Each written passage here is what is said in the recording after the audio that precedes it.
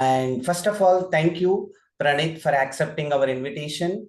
Welcome to the Voice of Common People, interacting with me, Rami. And we have been friends for the over the 10 years. And you have always been a source of motivation. And I still vividly remember our college days. We had a great time together, and right now you are working in healthcare sector in US. Without further ado, I have very good question to you. So how you are balancing your professional work and personal life?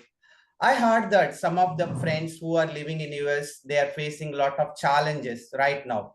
So how you are dealing with our present situation? Thank you, Ramesh. Thanks for inviting me to your call. It's nice to meet you after so long. It's my pleasure to take this call with you. Going into the topic, yes, there's a lot of pressure, especially when you're an Indian working here in US. And in the recent past, we have seen a lot of economic changes within the US, and there's a lot of job loss, and financially there's a lot of loss that's happening. A lot of Indians have to sit at home like 5 or 6 months without any pay, and their visa is getting rejected because of this.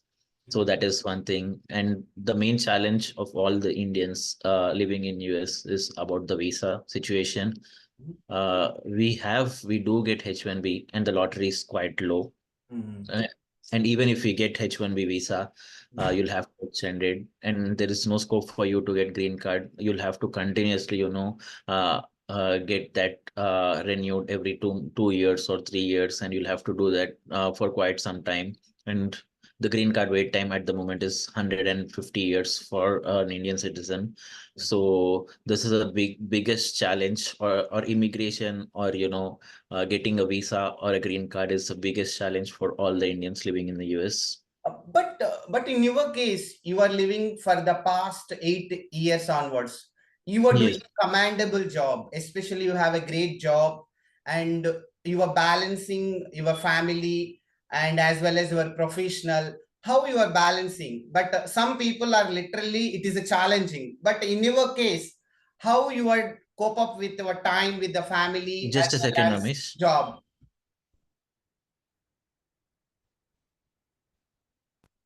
Are you able to hear me now? Yes, yes, you're right. Yeah. Yeah. So Yeah, go on. actually, your voice was lost. Okay. Now, are you, am I able to you? Yeah, it's all audible now. Okay. So yeah, actually, what I was trying to say is, yes, I've been in the US for the past few years. Mm. I came here for my master's, and then I got a job, in the healthcare sector, because, my background is back in India is into pharma sector. Even now, I'm working into pharma sector. Mm. My primary, recommendation to all the people who are coming here, especially for masters, is, Mm. try to start researching what your options are, and what your visa will take you with, and what are the job situations, what is the job market here, how are you able to secure a Mm. job in on campus, and how are you able to secure a grant or a loan or a scholarship. So this will reduce your loan in the end, whenever you are out of your college. Then again, for securing a job, the primary source I would say is LinkedIn, and other websites you'll find. And you can do a lot of courses online, like, Coursera is there, Udemy is there, LinkedIn Learning is there. You'll get certificates through that, and it will be like an added advantage to showcase that. And you can reach out recruiters directly through LinkedIn, and you can showcase your skills, saying that I have so and so certifications that I've done apart from a master's education, and this is the add-on value I'm bringing to the table, so that probably they might choose your resume ahead of other people.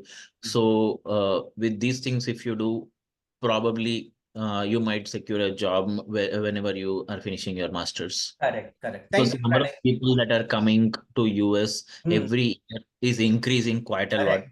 Mm. Every day, When we like come to every year, the number is going top notch. So I Yes. don't know what exactly people are thinking, that the reality is different and what they are Yes, the thinking is reality is different. completely different. Like the year which we came in, the number of people were quite less, or maybe, within 100,000. But now, if you see for just one intake in 2024 August, if you see, there are 1.5 lakh people, just Indians who came here for masters. And if you see the stats, Hmm. the H1B visa is only for 80,000 people, of Correct. which 40,000 is for masters and 60,000 is for, the regular applicants. So imagine if you calculate the stats for 1.5 lakh people that came only for one semester Mhm. versus the ratio of 80,000, and there's huge backlog for that visas. Mm. So if you see that ratio, it is very difficult to even get a H1B here or secure a H1B. So you'll have to think about the long-term goal if you are Correct. auto here. So Mm. you need to make sure that, whenever you're taking a loan or planning to come to US, you need to make sure that, you have a backup plan or a plan B, without which surviving in US is quite difficult. It has not been the same. Yeah. And one more question, Praneeth. You clearly mentioned those who are coming young birdies, they don't know Mhm, real challenges, especially mhm. in terms of environment and food and the culture. So, is there any difference between culture and food habits and environmental conditions from India to US? What is the difference between our condition and their conditions? So first, let me tell my experience. Hmm. So I moved into East Coast. That's quite cold. I moved to US in December, so that is the coldest kind of a time. Hmm. So yes, there'll be a lot of temperature difference, climate difference would be there. You'll need to adjust to that, and you Correct. need to be mentally prepared that you're going Correct. into the cold condition. So you'll need to be mentally prepared for that and take your clothes or stuff according to that in whichever time you're planning, or whichever location you need to make sure that. And then the second one is about, yes, there's a lot of cultural difference. Hmm. uh, there's small things that you need to learn, like back in India, you won't hold the door for the people who are coming at the back. Correct. You'll have to do that, and for Hmm. everything you need to say, thank you, please, these kind of things. So these are small things that they need to adjust and adapt.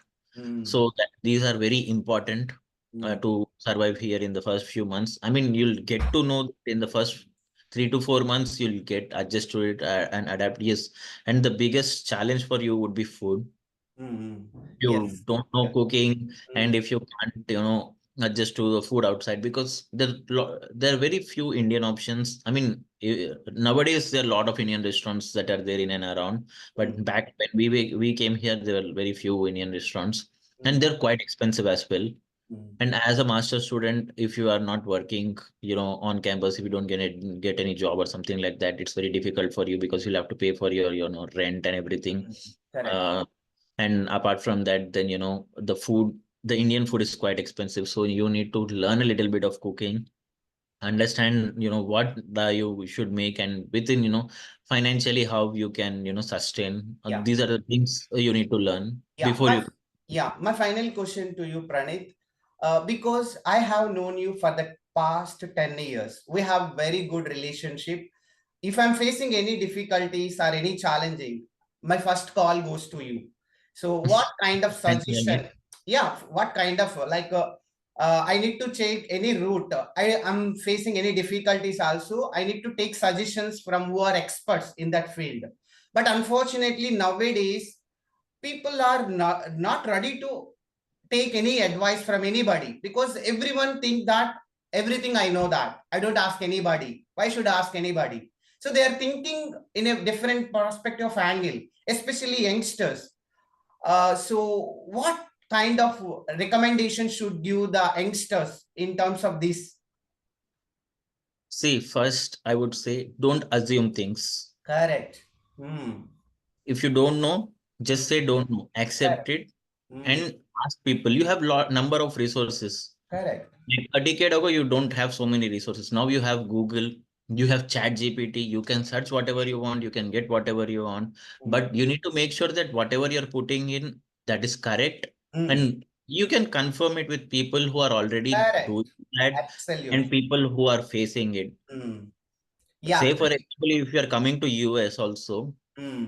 do your research, ask people who are already there, what are the challenges they are facing. Just don't assume that, if you come here, you'll be settled and, your life will be good and everything Yeah, would be good. you will earn more and more money. Your life is settled. Majority of the people are thinking like that.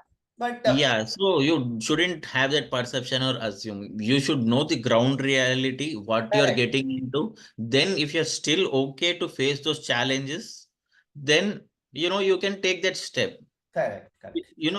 The biggest problem is with the current generation, they're assuming that, I can do this, I can do that, and this is how I'll, create my path, and this is how, I can settle. But that's not how things go here. Yeah. You need to And understand the ground reality of what the situation is. yeah, thank you, Praneeth, for accepting our invitation and you were giving your elaborated words. And finally, I would say that I learned many things when I was in graduate level. I don't know everything I learned from you. I still remembered and I memorized those days. Those days were literally awesome. I would say that. Thank you, and we'll catch you later. Bye, Praneeth. You have gone too far for us.